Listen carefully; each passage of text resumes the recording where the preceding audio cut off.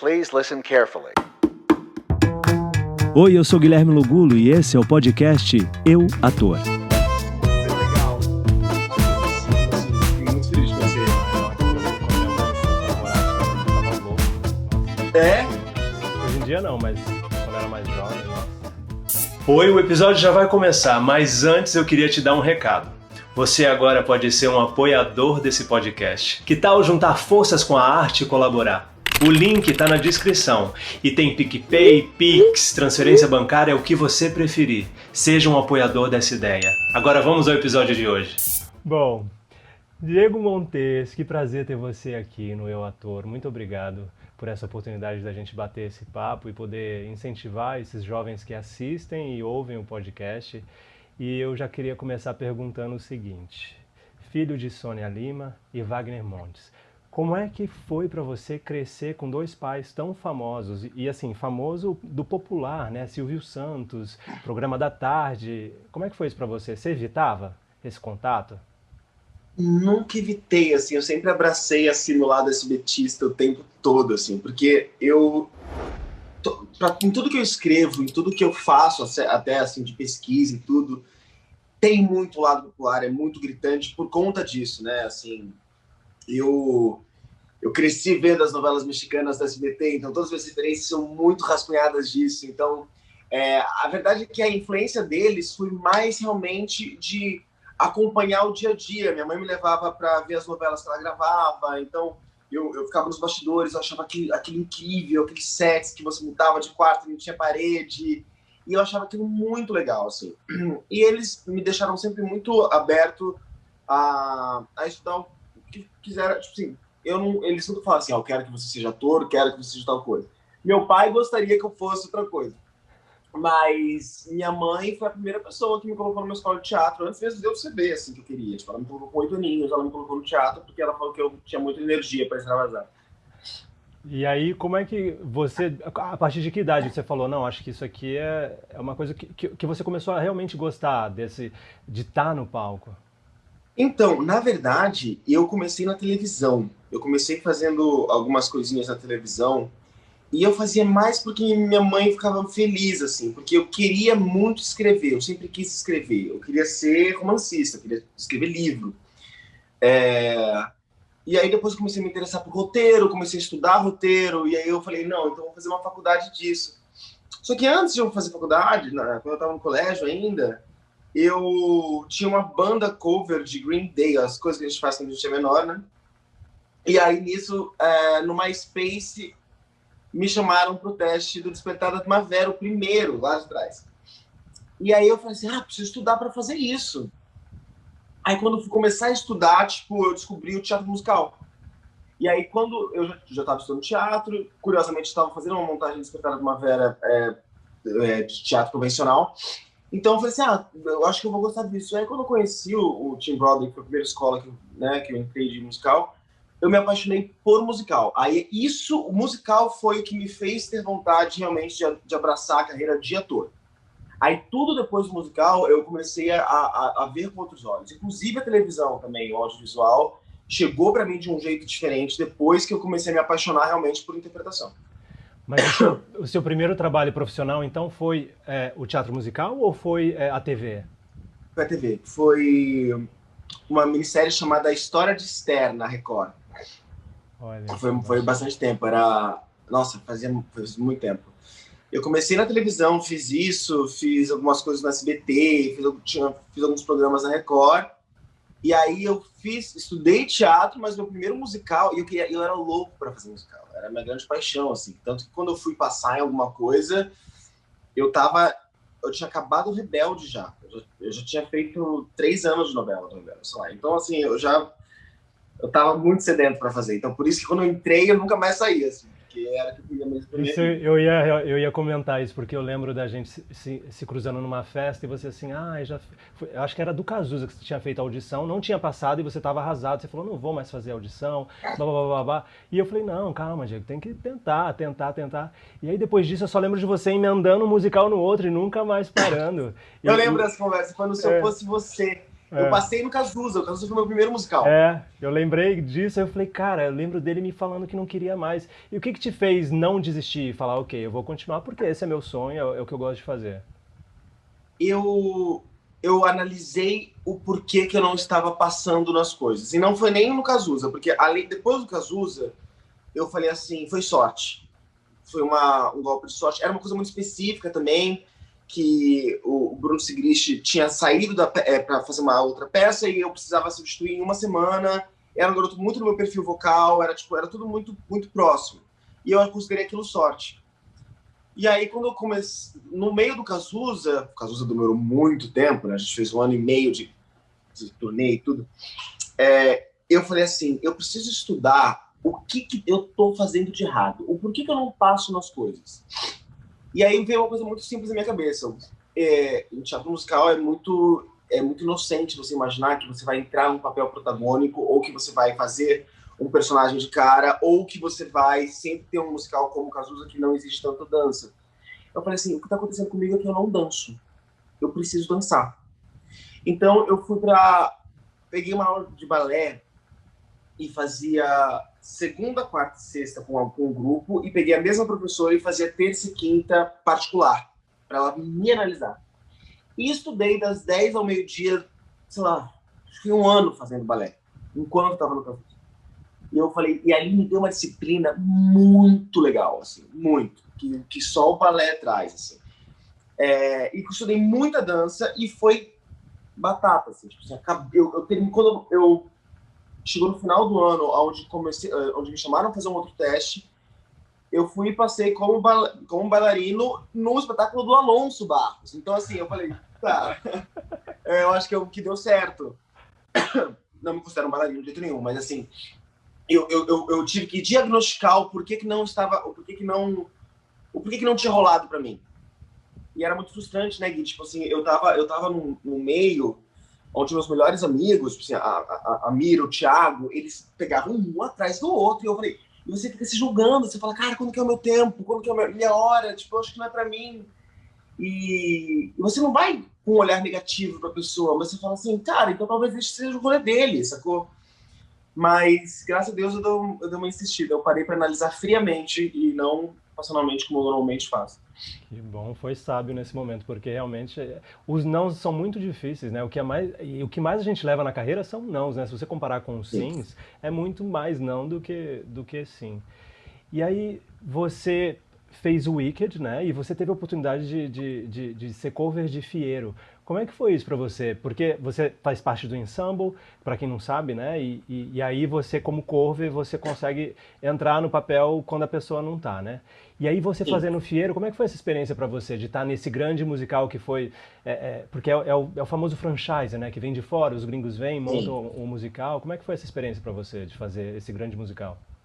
Eu passar no Wicked foi uma coisa que para mim foi uma validação muito importante na minha carreira. Assim. Eu tinha feito já alguns musicais, eu acho que já tinha feito uns 5 ou 6 musicais na época.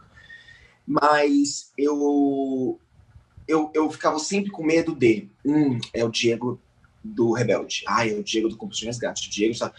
Sempre tinha uma coisa, tipo assim, o Diego tem uns seguidores, o Diego é famosinho de novela. E eu sempre achava que eu sabia do coisa, mas eu queria uma validação. E quando você faz teste para gringo, não tem essa. Eles não querem saber se você sei lá. É igual as pessoas falam assim, o Jonatas Faro era global. O Jonatas Faro passou porque ele fez um teste incrível, porque queriam o Jonatas. Tinha um perfil. Ponto, assim. Não, o perfil ele fazia lindamente. O Príncipe, inclusive. E o que acontece com o Wicked é que isso já tinha sido uma validação muito legal, foi um processo muito exaustivo de teste. Ao todo eu fiz 16 testes pro Wicked, foi uma coisa de louco, ao longo de uns 3 meses. E cara, quando eu entrei, eu realmente entrei como ensemble e cover 2, assim, eu era, pra quem não sabe, às vezes tem que ter essa possibilidade, né, normalmente as franquias são 2 covers, né, e eu era cover 2, e aí aconteceu que... depois de um tempo, onde ficou somente o Jonatas, eles dividiram meio que as sessões do Fiero. Então, eu terminei tendo a oportunidade não só de fazer o Fiero, mas como eu tinha sessões fixas. Eu e o Negrini, a gente dividia sessões. Então, o Negrini também tinha sessões dele. E foi uma oportunidade muito bacana. Mas eu ainda, hoje em dia, olhando para trás, eu falo assim, eu queria que o Fierro tivesse rolado agora, sabe? Porque eu não estava preparado ainda para aquilo, sabe? Eu gosto muito do que foi a experiência, foi muito enriquecedora, mas eu acho que hoje em dia eu teria mais mentalmente, na verdade, eu seria mais calmo para fazer as coisas e mais técnica também.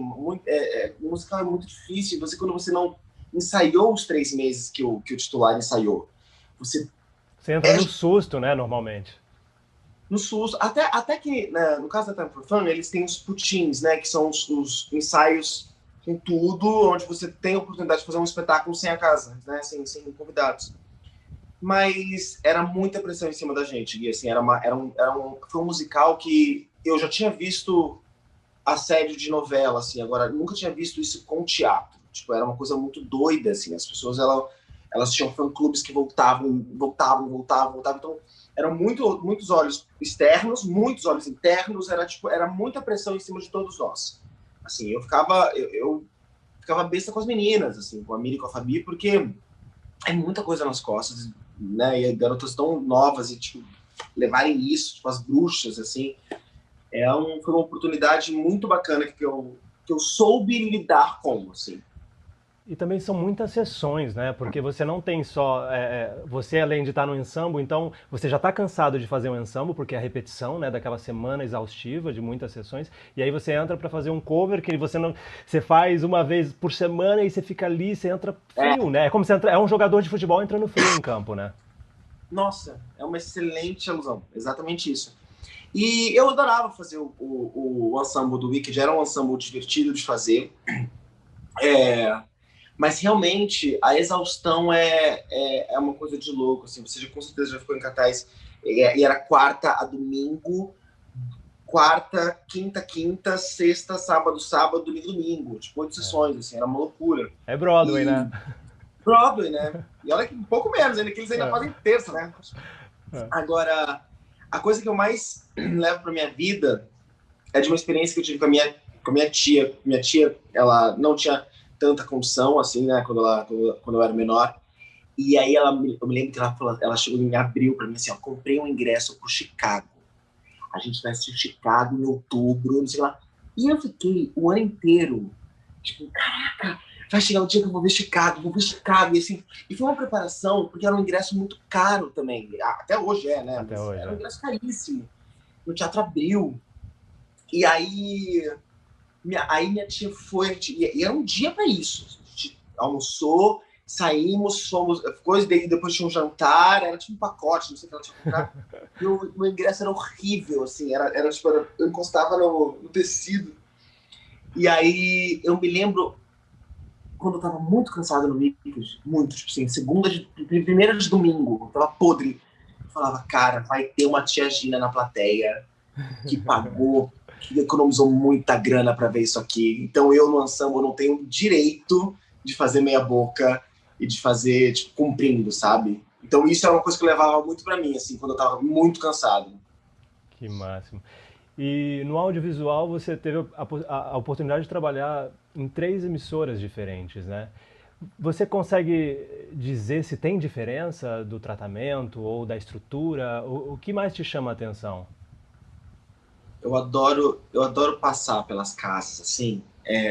Eu comecei no SBT, né? Na verdade eu fiz uma coisa na Record, mas a primeira novela que eu fiz inteira foi no SBT.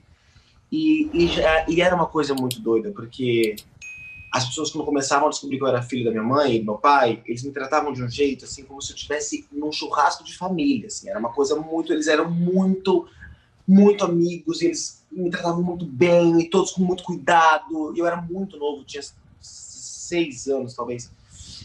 E foi uma experiência deliciosa, assim. O SBT é uma casa que depois eu voltei mais tarde em Cúmplices de um Resgate também, que foi uma novela que durou 2 anos, alguma coisa.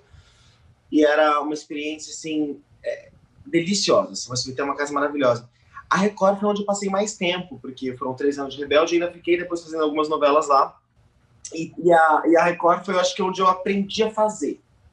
Porque Eu tinha feito uma novela antes, mas no Rebelde a gente era todo mundo muito novo, então existia um cuidado de explicar coisas, assim, sabe? De falar, ó, você tá quebrando o eixo aqui, não sei lá. Coisa que a gente não tem. Eu não tinha estudado, eu nunca tinha feito um curso para TV ou curso para câmera, que eu acho importantíssimo, inclusive, atores que fazem. Então, eu fui meio que aprendendo meio que na marra, e eu vejo, hoje em dia, eu tinha um DVDzinho com as minhas cenas, que eu falei, caraca, como me aprovaram, porque eu era muito ruim. Uma coisa dura, assim, sabe? Tipo, era muito ruim. Eu falei, caraca, eles tiveram paciência mesmo com todo mundo, assim, porque era uma galera muito novinha. Então eu devo muito a Record por esse aprendizado, assim. E depois eu fiz a Globo e Cultura agora recentemente, e a Globo é muito louco, gente. A Globo é muito doida, porque é Hollywood, assim. É a fábrica de sonhos, né? Fábrica de sonhos. Fábrica de sonhos. Eu entrava todo dia, pedia benção lá pro eu adorava os seus stories, você fazia pra estatuazinha dele. Muito bom. Estátua. E no último dia, tinha enchido a cara na festa da firma, saí abraçando a estátua. Olha, eu fui uma pessoa na Disney, na Globo, porque assim, eu nem tinha essa pira toda aqui, mas era o sonho do meu pai. Meu pai falou assim, não, meu sonho é te ver na Globo. E ele faleceu 2 semanas antes, né? De eu passar no teste. E então eu tava meio que vivendo o sonho dele, assim. Então eu fazia tudo, assim. Eu tirava foto quando ninguém tava vendo, assim, tirei foto do crachá, tirava foto do negócio, tirava foto do carrinho. Disney, né? Bem na Disney, né? Bem na Disney. E aí tem a equipe, assim, que eu acho que eu também, eu não sei, né? Não posso falar porque eu só fiz uma coisa lá. Mas eu dei uma sorte do produto que eu entrei ter sido com pessoas ter sido tão original. Era uma galera que tinha muita gente nova também na novela, né? Não nova de idade, nova no mercado, assim, primeira novela. Tinha muita gente de todo tipo. Era uma novela colorida, assim, era uma novela tipo, muito rica. Então, dentro da empresa já era um sonho. E aí tem 2 fatores para mim que são essenciais e é o que muda tudo, assim. Primeiro que quando você... Tipo assim, eu me lembro que quando eu chegaram para mim, eu falei assim, na reunião, e você vai ser assistente da Silvana Nolasco, que é a Ingrid Guimarães. Eu fiz... Sabe quando você dentro, você fala, tipo, a Ingrid Guimarães, tipo, eu vivi minha vida assistindo Cócega, sabe? Aí não, e o Rafael, o Infante, vai ser seu par romântico, caralho, eu já saí, eu já fui expulso de sala assistindo o vídeo dele na Porta dos Fundos. Obrigado. Por que você tá me falando essas coisas, Pablo? Não me leva mal, não. Não é como se eu não estivesse gostando. Eu só quero entender por que você fala tudo isso se você vai me dispensar de novo. Porque eu fico negando. Eu fico negando, na verdade, uma coisa que desde o início sempre foi muito clara. Você é o cara, William. Então, assim, as pessoas que você normalmente vê muito, né? Elas estão lá e você termina aprendendo diretamente com elas. Eu me lembro da minha primeira vez que eu pisei no set do William, né? Do meu personagem. Era um dia com muita cena naquele apartamento e era com a Sharon Menezes e com o Babaioff, que eu também já tinha babado ovo horrores no teatro. E eu tava com medo, mas com medo, porque não era nem humor, não era o núcleo do Rafael ainda, então eram cenas meio que pesadas, o Babaioff me agredia. E eu tava com muito medo, assim. E aí nisso eu me lembro que, tipo, eu olhava pra eles e eu falei assim, gente, eles me escolheram errado, eu vou ser uma farsa, eles vão ver agora que vai tudo dar errado. Aí nisso, tipo, eu vi que o diretor me dirigiu e eu tava muito frio, era o diretor geral, era o Luiz. Aí ele, bom, então vamos lá, né? Aí foi tudo assim. Aí eu fui pro cantinho assim e eu comecei a, tipo, ficar... Aí veio a Sharon, e a Sharon foi, tipo... Ali foi onde eu decidi amar essa mulher na minha vida. Assim, ela chegou e falou assim, olha aqui, você foi escolhido para estar aqui. Tinha muita gente, mudaram a idade para você fazer esse papel. Eles queriam você, é você. Pega esse papel que é seu. Eu tô aqui com você de igual para igual. E ela me colocou uma bola lá para cima, que foi excelente para nossa relação na novela também. Não, mon amor, eu vou passar o Réveillon em Búzios. Olha. Marcos não só me deu ingresso VIP pra festinha, como me deixou usar o quarto dele, que deve ser tão cheiroso quanto ele, se você quiser. Então eu devo muito a Sharon, assim, também, por ter me abraçado do jeito... Todo mundo, né? Me abraçou de um jeito muito legal. E a última coisa que eu ia falar é realmente o externo, né, Gui? Porque, assim, eu fiz muita novela adolescente, infanto-juvenil. Foi meu primeiro trabalho adulto, né? Então, assim, eu sei lidar com um monte de criança, um monte de menininha gritando, isso eu sei. Agora, eu saí no metrô e, tipo, uma geral começar, te trata como se estivesse em casa, sacou? Tipo, você entra na casa deles, né? Então eles se entra na sentem casa íntimos. deles. Então tem essa diferença muito gritante, assim, mas foi uma experiência muito enriquecedora, assim, foi muito lindo. Porque a exposição é muito maior também, né? Da Globo, de fazer um produto na Globo ou no SBT, a Globo é inacreditável, assim, a exposição que se tem, né? E como é que você lidava com esse assédio do público e tudo mais? Você sempre soube lidar de boa? Como é que é isso? Um dos meus primeiros trabalhos foi o Rebelde, e o Rebelde foi um fenômeno, assim, foi uma coisa muito louca. Eu já sabia lidar com gente bem doida. Só gente que se joga no carro, gente que se esconde no seu carro. Já lidei com esses. Mas eu nunca tinha lidado, e eu acho que é aí que tá a beleza da coisa, com crianças que gostavam do William e senhoras que eram apaixonadas pelo William e pessoas que eu nunca imaginava que algum dia se afeiçoar a um personagem gay, a um personagem flamboyant, um personagem que era maldoso, tinha piadinhas ácidas, né? Ele não era maldoso, ele era super de bom coração, mas assim, ele era ácido. E aí, quando eu vi, assim, eu falei, cara... Quando eu li o texto, William, do teste, eu falei, tá, isso aqui não tem como odiar esse personagem. Tipo, não tem como odiar. Tipo, ele é muito bem escrito, ele é feito pra ser um querido. Mas do jeito que me receberam, assim, eu confesso que na reta final, quando a gente começou os últimos capítulos, tava muito intenso o assédio, muito, porque a novela tinha dado muito certo, tava bombando muito. Então era um lugar onde eu não conseguia sair na rua com tranquilidade no Rio. E foi numa época que eu tava produzindo o Brilho da Luna, e eu tinha que ir pro Saara comprar coisa. Só no Saara. Então eu ia... Parecendo a Nazaré Tedesco, naquele meme, assim. Eu ia, tipo, fantasiado, comprar coisa, comprar luzinha, não sei o quê. E foi muito doido, assim. Mas é lindo, assim. É lindo ver como que a Globo entra na casa de todo mundo, assim. Todo mundo. De todas as classes. Você faz parte de uma lista de atores, jovens atores, que falam abertamente sobre a orientação sexual. Você em algum momento teve medo de não ser escalado para um papel específico por causa da sua orientação? Eu acho que, principalmente, eu acho que eu gosto de frisar isso, que na Globo isso tem mudado de uma forma muito gritante. Assim. Acho que não existe mais esse lugar onde um ator gay não pode interpretar um hétero. Eu acho que até... eu confesso que eu gosto de acreditar, eu posso estar sendo muito inocente, muito poliana, mas eu gosto de acreditar que o público também está perdendo um pouco isso. E eu não tinha medo, não. Eu, na verdade, a minha grande questão era essa, né? Cara, será que se eu falar sobre a minha sexualidade, eu não vou entrar na Globo?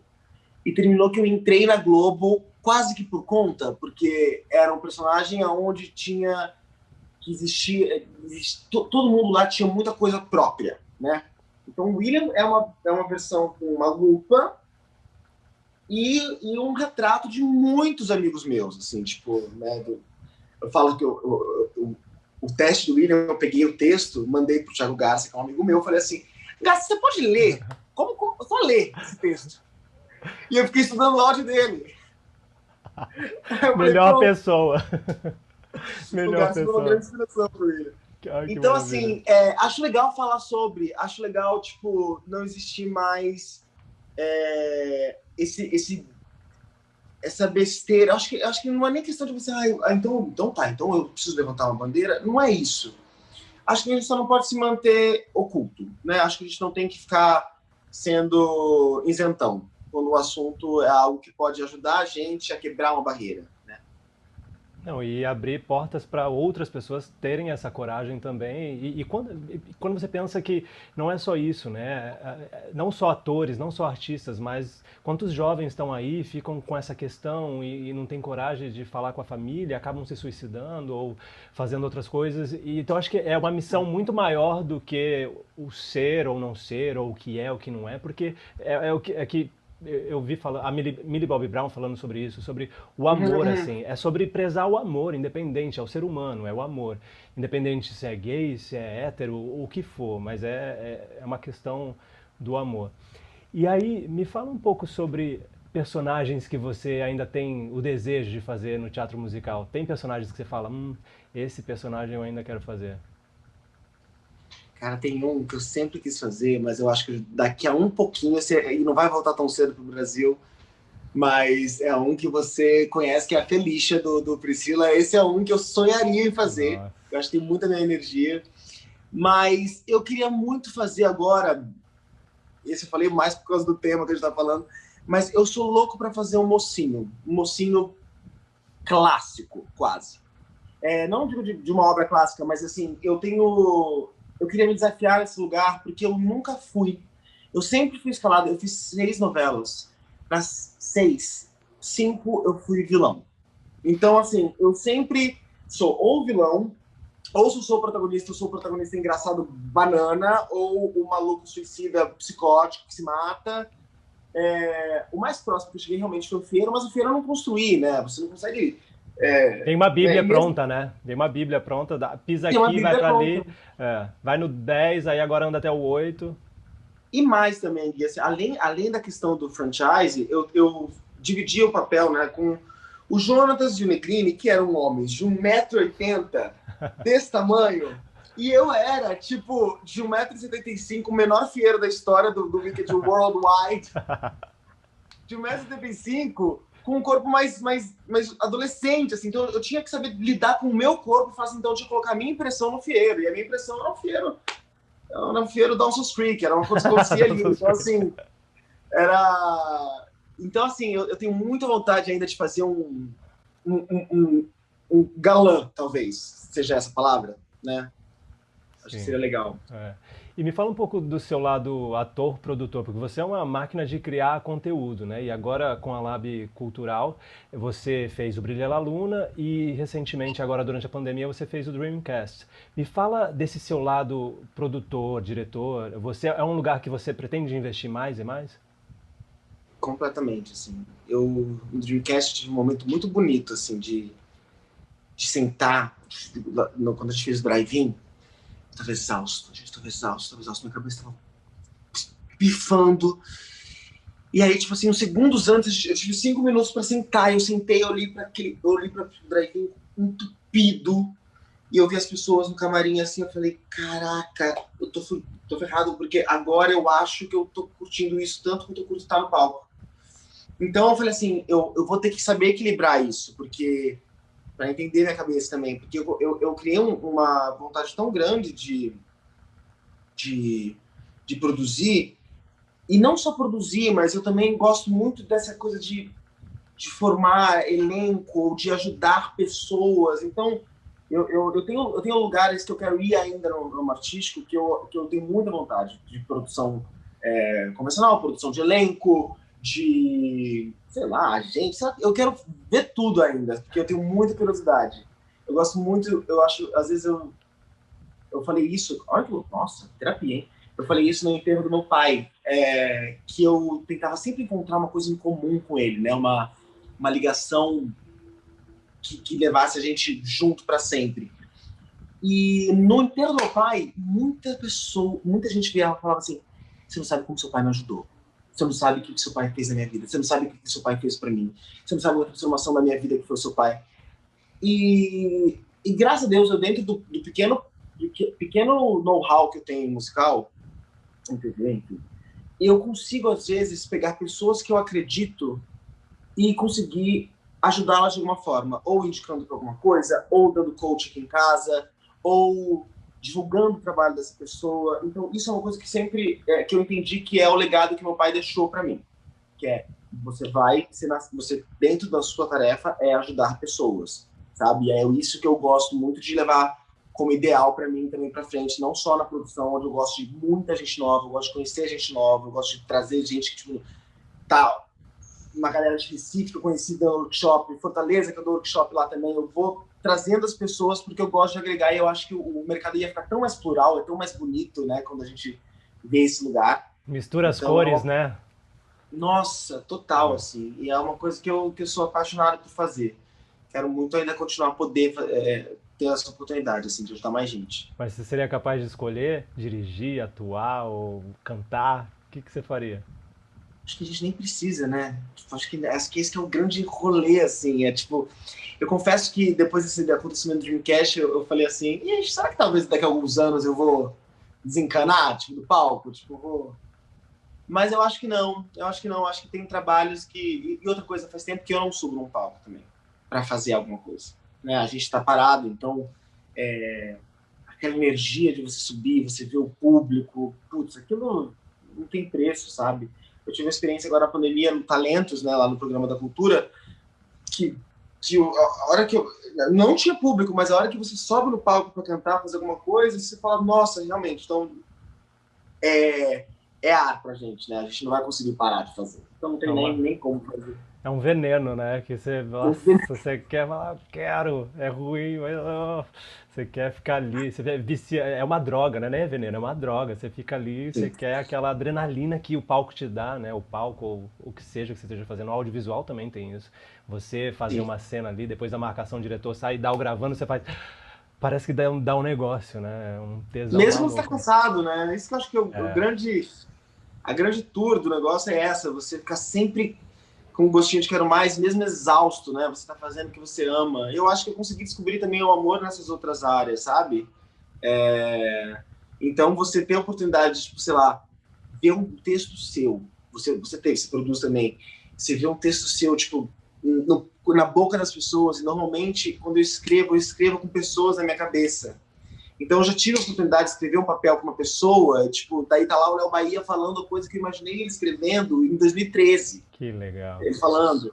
Então, é muito lindo, assim, essa magia, né, que a arte traz. Isso é muito louco, é magia mesmo. Tipo, você pensar que na sua cabeça sai um negócio que depois outra pessoa vai falar, é muito doido. E não é do jeito, às vezes, que você pensou, né? Porque a pessoa vai dar a interpretação dela, né? Isso que é o mais louco. Total. Isso é o que eu mais aprendi no Brilho da Luna, assim, que a gente fez a gente era um elenco grande e a gente alternava o elenco protagonista. Então, os 9 protagonistas, eles tinham 2 intérpretes. Então, assim, eu não conseguia... Tinha um personagem especificamente, né, que era a antagonista do Luna, que eu falei assim, eu não sei o que eu escrevi, eu não me lembro mais o que eu escrevi, porque a Mira fazia uma coisa completamente diferente da Bel Lima. Era uma coisa completamente diferente. A Bel é uma completa maluca. Eu vi com a Bel Lima. Amei. Era uma doida. E a Mira já foi construindo de um outro jeito. A Mira constrói as coisas, ela pensa nas coisas. Então ficou uma coisa tão interessante. Eu falei, eu já não sei mais o que eu escrevi. E eu acho isso lindo, assim. Eu realmente acho que quando a gente produz ou escreve, principalmente quando você escreve, a coisa que eu mais gosto de pensar é você não é dono do seu texto. Tipo assim, eu nem gosto tanto da frase do autor bom, autor morto, assim, porque eu não acho que tem que ser isso. Eu acho que tem que ser um trabalho em conjunto e as pessoas vão criando a peça com você. O Luna, para mim, é exatamente isso que aconteceu. A direção, a equipe criativa e os atores, assim, o texto final que eu recebi semana passada, que a gente tá vendo um negócio de um projeto agora, mas, gente, eu não escrevi 70% desse texto, porque é tudo caco que eles colocam, eles são cacos maravilhosos, que eu jamais vou tirar. Então, deixa lá, sabe? Isso é muito gostoso, muito legal de ver. É praticar o desapego mesmo, né? Você põe a obra e deixa. Super, super, super. Não é um livro ainda, que eu ainda tenho muito... Que esse é o meu sonho próximo, assim, que é o que eu quero fazer. Escrever um livro? Escrever um livro. Tenho muito interesse nisso ainda. Mas seria sobre o quê? Uma ficção ou uma bibliografia? Ficção. As pessoas normalmente falam que isso daria muito certo se eu fizesse uma autobiografia. Na verdade, as pessoas falam para fazer um stand-up. Só que eu não tenho nem coragem de colocar minha cara, porque eu acho que eu não sei articular as ideias. Eu começo a gaguejar, eu não sou uma pessoa eloquente nesse lugar. Mas eu tenho vontade também de pegar minhas experiências e dividir, de alguma forma, talvez dramatizar isso, sabe? E fazer uma ficção dessa realidade, eu acho que ia ser bacana também. Uma série da Netflix, olha que bacana. Gente, imagina se eu ganho isso na minha vida. Eu lembro até hoje da gente falando sobre axé o musical, e aí, alguns anos atrás, alguém ia lançar axé o musical. Mas era o Tchan, não sei se era o Tchan, alguma coisa, eu vi, saiu uma Era nota. o Tchan, era o musical biográfico do Tchan, ia lançar, é verdade. A gente até escreveu umas coisas e falou, vamos fazer axé o musical. Mas o axé o musical, a gente patrocínio de desodorante. a gente viajou agora. Porque porque é uma ideia genial que na minha cabeça ainda passa muito gritando. A gente precisa conversar sobre isso. Precisamos. Agora, essa parte eu vou até editar para salvar essa ideia pra gente, para não soltar aí na mídia. Isso. Ô, Gil, eu quero fazer minha última pergunta agora, que é uma pergunta que eu sempre faço para as pessoas que vêm ao podcast, que é o seguinte: se você, Diego, depois de toda essa trajetória, pudesse voltar lá atrás, o que você diria para aquele jovem Diego, começando a carreira? Calma. Acho que deve todo mundo responde isso, né? Mas eu ia falar calma. Calma e... não tem um jeito mais bonito de falar isso, mas cuida do seu. Faça o seu. Sem se preocupar em alcançar não alcançar o lugar do outro, de roubar o lugar do outro, mas estar aonde o outro está. Tem um exemplo muito claro para mim, de uma vez, de uma audição que eu estava fazendo. Eu estava numa audição de bailarino, mais uma vez, e o Negrini estava do meu lado. Negrini, olha, você tem muito Negrini nesse texto. E aí ele falou assim para mim, e eu estava em pânico, porque eu estava sempre colando das pessoas da frente, só que troca a fila. Troca a fila. Aí ele me puxou num canto, no meio da audição. Você fecha o olho. Assim, lembra da sequência. Lembra da sequência. O que você tirar dessa sequência vai valer muito mais do que se você ficar copiando e depois ali você não vai saber mais nada. E aquilo, para mim, é uma alusão ao mercado. Se você fecha o seu olho e faz o seu caminho vai acontecer e vai ser trilhado, sacou? Agora, você ficar olhando dos outros, você vai se perder. É literalmente isso, você vai se perder. Então eu falaria isso pro Dieguinho, que era ansioso demais e tinha vontade de fazer logo, eu queria estar no papo logo. Então eu acho que seria isso. Di, muito obrigado por essa oportunidade. Tenho certeza que os jovens que escutam vão ficar alucinados e com certeza incentivados com a sua história, porque é isso, né? Porque muitas vezes eu acho que você deve ter passado muito por isso. Tendo pais famosos, então tudo é fácil. E a gente vê pela sua história e pela sua trajetória que não foi fácil. Teve muitos nãos e são muitos testes e é isso, não tem uma facilidade, né? Sim. Não, eu que te agradeço, na verdade, por me chamar.